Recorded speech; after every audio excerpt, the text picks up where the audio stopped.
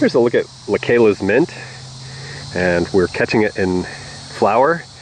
This is middle of November, and it's Dicerandra, immaculata, or Dicerandra. If you're a pronunciation person, you can correct me on the proper way to pronounce that, but I've offered you two choices, and whatever's the right way, we can sort that out in the comments. Anyway, I was here last week and I thought I was catching some early flowering, and I want to say, let me zoom in for a second, that these might be pre-flowers, or they could be finished or senescent flowers. I don't know. I don't know enough. I don't come here often enough to really understand who's who and what's what, but let me try to get in closer. Sorry for the wobble on my knee right now. So let me try to get you focus on the flowers. Come on.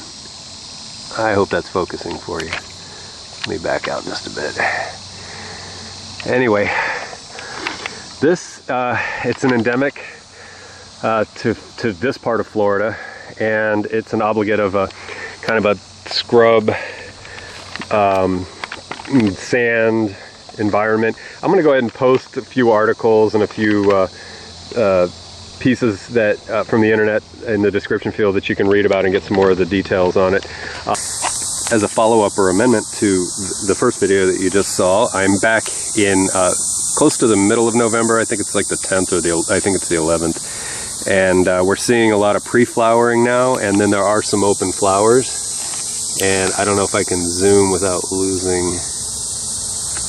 Try to get you in there. There's that, but next to me is a good example of some open flowers, and I'll try to get you a good shot. Excuse me. Let's get down here and take a look at this.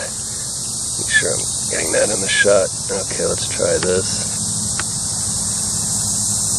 Hopefully that's in focus for you. My viewfinder's kind of hard to see from the angle I'm in, but I have a feeling that like the middle of November through the end of the month into December, we might see some peak flowering. I might come back in a week to see if we can catch these guys doing a real full-blown bloom. So, and if you see that in the next clip, then you'll know that's what I did. But let me back out, because now that they're pre-flowering, unlike the first video, they really do stand out.